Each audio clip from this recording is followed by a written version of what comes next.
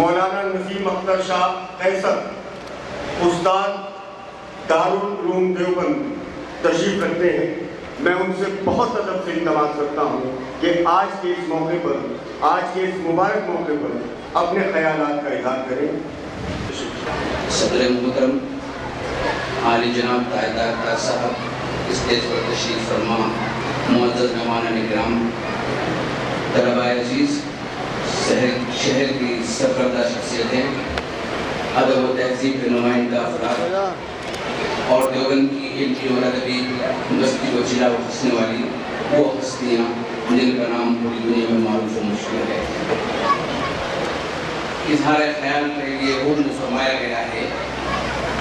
کچھ بنیادی چیزیں عرض کرنی ہیں، کچھ برفیلی زمین کی صورت پر بات کرنی ہے، کچھ فن، قد، خدمات اور کارناموں کو زیر بیان لانا ہے. تاجدار صاحب ہمارے لیے محترم ہیں، معزز ہیں، مکرم ہیں، اس لیے نہیں کہ ان کا وطن دیوبند ہے، اس لیے کہ انہوں نے اخلاص کے ساتھ، پوری دردمندی کے ساتھ، پوری فکر کی آبیاری کے ساتھ، نظافت کے ساتھ، تہذیبی اقدار کے تحفظ کے ساتھ، تہذیبی تاریخ کو ہمارے ساتھ پیش کرنے کے ساتھ عظیم ترین کارنامہ انجام دیا ہے. دیوبند کسی تعریف کو محتاج نہیں ہے. یہاں کے افراد اور اشخاص جہاں پہنچے، جہاں ان کے قدم پڑے، بے آب و گیا آبادیوں میں اور ان بستیوں میں جہاں یہ انسانوں کا وجود بھی نہیں تھا، انہوں نے علم کے، خطابت کے، شعر نوائی کے، نثر نگاری کے، مقالات و مضامین کے اتنے بوٹے اگائے، اتنی گلکاریاں کی، ان کو سمیٹنا اور ان کا تذکرہ کرنا ممکن نہیں ہے. تاجدار صاحب کا مطالعہ وسیع ہے، لیکن کچھ لوگ یہاں پر ایسے موجود ہیں کہ جن کے سامنے مجھے کچھ حقائق کو ذکر کرنا ہے. ہماری دیوبند کی شاعری کا سلسلہ حضرت حبیب وحشی سے ملتا ہے. حضرت حبیب وحشی کا زمانہ استاد ذوق کا زمانہ ہے. استاد ذوق بہادر شاہ ظفر کے استاد تھے. فکر کی آبیاری سے نسلوں کو نہیں، زمانوں کو، قرنوں کو متاثر کیا ہے. حضرت حبیب وحشی کے نے کئی دیوان مرتب ہوئے. میری معلومات میں نہیں ہے، نہ میں نے کہیں تذکرے کے اندر پڑھا کہ وہ منظر عام پر آئے ہوں یا زیور طباعت سے آراستہ ہوئے ہوں، لیکن ایک شعر میرے ذہن میں ان کا محفوظ ہے. دن چھپے آئی تھی رات، دن چھپے آئی تھی صبح ہوئے. بہرحال حضرت حبیب وحشی کا نام دیوبند کی تاریخ کا ممتاز ترین نام ہے. یہ تاریخ بڑھتی ہے. انہوں نے اپنی فکر اور نقاد مولانا عامر عثمانی کا ہے. یہ قدم قدم بنائیں، یہ سواد کوئے جانا، وہ یہیں سے لوٹ جائے جسے زندگی ہو پیاری. یہ سلسلہ رکتا نہیں ہے، تھمتا نہیں ہے. دیوبند کی ادبی تاریخ دبے قدموں کے ساتھ اپنے وجود کا، اپنے کاموں کا، اپنے خدمات کا احساس دلا رہی ہے. چند قدم اور آگے بڑھیے، عمر فاروق قاسم سامنے آتے ہیں، مفتی کفیل الرحمان نشاط سامنے آتے ہیں، قمر عثمانی ہیں، اور بھی بہت سے نام ہیں. اس ناموں میں نسل در نسل شمس دیوبندی کا نام، حضرت دیوبندی کا نام اور بے شمار ہمارے دیوبند کے ادبی شخصیتوں کا نام جڑ گیا ہے اور شامل ہو گیا ہے. جن لوگوں کا نام میں نہیں لے سکا وہ صرف اس بنیاد پر کہ طویل فہرست اس کو دہرانا یہاں ضیاع وقت ہوگا، وہ محسوس نہ کریں اور اس کا خیال نہ کریں کہ ان کو نظر انداز کر دیا گیا. نظر انداز نہیں ہو سکتے. وہ ان کا نام تاریخ کے اندر درج ہو رہا ہے. مورخ کا قلم کبھی انہیں نظر انداز نہیں کر سکتا اور آگے نہیں بڑھ سکتا.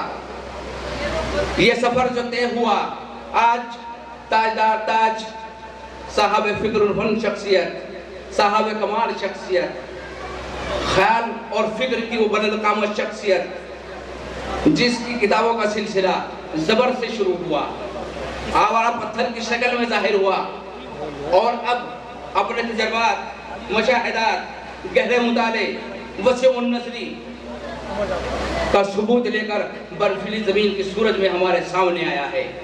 میں مبارکباد پیش کرتا ہوں ان کو، ان کی خدمت میں۔ ان کا پورا شہری سفر تو نہیں کہہ سکتا کہ میرے سامنے ہے، لیکن زندگی کے 33 سال میری نگاہوں کے سامنے ہیں۔ ایک تصویر میرے ذہن کے اندر محفوظ ہے۔ ان کے اخلاق، ان کے کردار، ان کی سوچ، ان کی عمل، ان کی جدوجہد، ان کی کوششیں، یہ تمام کے تمام مناظر میں نے دیکھے ہیں۔ بمبئی پہنچے ہیں تو بیار و مددگار تھے۔ معاف فرمائیے گا، یہ ان کی ماضی کا وہ حصہ ہے کہ جس کے بغیر تاجدار تاج کی زندگی کو بیان ہی نہیں کیا جا سکتا۔ محنتیں کی، جدوجہد کی، آج ہندوستان کی ممتاز ترین شخصیتوں میں ان کا شمار ہوتا ہے۔ یہ اس بات کا اعلان ہے کہ انسان جب کچھ کرنے کی ٹھان لیتا ہے، جب اس کے ارادے مستحکم ہوتے ہیں اور جب عزم و حوصلہ بلند ہوتا ہے، تو وہ زندگی کے ہر میدان میں اپنے وجود کو کامیابی کے ساتھ پیش کرنے میں کامیاب ہوتا ہے۔ آج برفیلی زمین کا سورج تاجدار صاحب کی انہی محنتوں کا نتیجہ ہے، انہی افکار کا نتیجہ ہے، انہی حوصلوں کا نتیجہ ہے کہ جس کے اجرا میں آج ہم اور آپ اور ہندوستان کی سرکردہ شخصیتیں اور شورائے کرام یہاں پر تشریف فرما ہیں۔ میں چند نام دیوبند سے تباہ ہونے والا مجموعہ کلام کے پیش کرنا چاہتا ہوں تاکہ یہ سلسلہ قائم رہے اور احساس ہو کہ اس سے دیوبند کبھی خالی نہیں رہا، لیکن بہت بلند شاعری، بہت اونچی شاعری، عظمتوں کی حامل شاعری، رفعتوں کو ذکر کرتی شاعری، اپنا وجود کا احساس دلاتی شاعری تاجدار تاج کی شاعری ہے۔ محترم، ممکن ہے کہ میری گفتگو طویل ہو جائے، بولنے والے کو موقع کبھی کبھی ملتا ہے تو وہ نپٹ بھی جاتا ہے اور اپنی بات مکمل کر کے ہٹتا بھی ہے۔ میرے ذہن کے گوشے کے اندر کئی چیزیں محفوظ ہیں۔ میں عرض کرتا ہوں کہ تاجدار تاج کی شاعری برفیلی زمین میں اپنی انتہائی بلندیوں کو چھو رہی ہے۔ اس کے بعد اس سے اچھی، بہتر اور اس سے زیادہ قابل قدر شاعری کا تصور ختم ہو جاتا ہے۔ تاجدار تاج کی ایک نظم میرے ذہن میں اس وقت آ رہی ہے جو اس مجموعے کے اندر شامل ہے۔ آپ دیکھیں گے کہ انہوں نے صداقتوں کی شاعری کی ہے، سچائیوں کو بیان کیا ہے، حقائق کو قریب سے دیکھا ہے۔ جب بھی آسمان سے صداقتوں کی تلاش کے لیے دنیا میں، زمین میں کسی پیکر کی جستجو ہوئی ہے تو وہ پیکر انہیں ملا ہے تاجدار تاج کی صورت میں۔ اگر حقیقتوں نے قالبوں میں ڈھلنا چاہا ہے تو وہ حقیقتیں تاجدار تاج کی صورت میں ہمارے سامنے آئی ہیں۔ محترم حضرات، شاعری کے مند میں بہت لوگ کر رہے ہیں۔ میں اپنے ذہن، اپنی فکر، اپنے مزاج، اپنے ساتھ کوئی سے مجبور ہوں، کچھ چیزیں کہنا چاہتا ہوں۔ عروج کمال کی دین نہیں ہوتی اور کمال کسی عروج کا محتاج نہیں ہوتا۔ ناموری کسی فن کی بنیاد پر نہیں ہوتی اور شہرتیں کسی کمال کے لیے کیا کہتے ہیں ضرورت مند اور محتاج نہیں ہوتی۔ تاجدار تاج نے زندگی کے 60 سال فکر و خیال کی بٹی میں اپنے آپ کو جھونکا ہے۔ تجربات نے ان کو اس منزل پر لا کر کھڑا کیا ہے کہ آج وہ برفیلی زمین کا سورج ہمارے سامنے پیش کر رہے ہیں۔ برفیلی زمین کا سورج عجیب تصور ہے، عجیب خیال ہے۔ ذہن کے گوشے میں بات نہیں آ سکتی کہ برفیلی زمین میں کھڑے ہو کر سورج اگانے کا کارنامہ کوئی انجام دے سکتا ہے، لیکن ہمارے سامنے تاجدار تاج موجود ہوئے جنہوں نے یہ کارنامہ انجام دیا ہے۔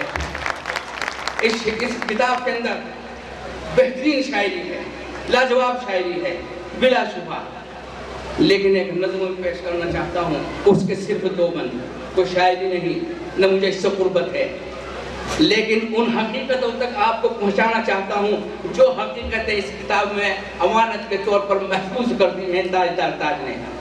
آنے والا مورخ اس کتاب کو جب اپنے ہاتھ میں اٹھائے گا تو ہمارے زمانے کی سچائیوں کو محفوظ دیکھے گا اور قلم بند کرے گا اور درج کرے گا اور اپنی تاریخ کو نقش و نگار بخشے گا۔ اس کتاب کے اندر شہر رنگ و نور کے نام سے ایک نظم ہے، اردو علامہ اقبال کا حضور میں ایک نظم ہے، آگ کے دریا کے نام سے ایک نظم ہے، واپسی کے نام سے ایک نظم ہے، لیکن ایک نظم میں اس بستی میں رہتا ہوں کہ عنوان سے ہے۔ شاید اس نظم کے 2 بند سننے کے بعد کسی تشریح کی ضرورت نہ رہے۔ میں اس بستی میں رہتا ہوں جہاں شعر و سخن کی محفلیں دن رات سجتی ہیں، میں اس بستی میں رہتا ہوں جہاں شیر و سخن کی محفلیں دن رات سجتی ہیں، جہاں ہوتی ہے اقبال اور غالب کی ثنا خوانی، بہت ہوتی ہے اقبال اور غالب کی ثنا خوانی، جہاں لکنت زدوں کو ناز ہے شیریں کلامی پر، جہاں لکنت زدوں کو ناز ہے شیریں کلامی پر، زبانہ سچائیاں ہیں، حقائق ہیں، واقعات ہیں، تسلسل کے ساتھ۔ دوسرے بند کو دیکھیے، جہاں لوح و قلم پر جہل زادوں کا تسلط ہے، جہاں لوح و قلم پر جہل زادوں کا تسلط ہے، بزو میں خود جہاں ہر آدمی ہے دیدور یارو، بزو میں خود جہاں ہر آدمی ہے دیدور یارو، جہاں مفلوج ہاتھوں کو ملی آزر کی فنکاری، جہاں مفلوج ہاتھوں کو ملی آزر کی فنکاری، تہے تیغے ملامت ہے، تہے تیغے ملامت ہے، جہاں دستے ہنر یارو، زبان کٹتی ہے جس بستی میں خوش گفتار لوگوں کی، میں اس بستی میں رہتا ہوں۔ دادا صاحب آپ کی عظمت کو سلام ہے، آپ کے بچوں کو سلام ہے جنہوں نے اپنے والد کے لیے اتنی عقیدتوں کا محبتوں کا مظاہرہ کیا، اولاد بھی سعید ہے، والد بھی خوش قسمت ہیں۔ یہ منظر آج دیکھنے میں نہیں آتے، پورا ایک ہفتہ میں نے ان کی اولاد کو بے چین و مضطرب دیکھا ہے اپنے والد کے ایک پروگرام کو کامیاب کرنے کے لیے۔ یہ تقدیر صرف اس انسان کی بن سکتی ہے جسے اللہ نے خود اپنی تقدیر بنانے کو حوصلہ دیا ہو۔ وآخر دعوانا الحمدللہ رب العالمین۔ مویسی صاحب کا کہ انہوں نے اپنی تقریر میں تاجدار صاحب سے متعلق جو گفتگو کی ہے وہ حقائق پہ مبنی ہے، سچائیوں پر دار و مدار رکھتی ہے وہ گفتگو۔ سچ بولنا ہر کسی کا کام نہیں ہے، لیکن انہوں نے جتنی سچائیوں سے جتنے قریب جا کر تاج صاحب کے سلسلے میں گفتگو کی، میں ان کا احسان مند ہوں۔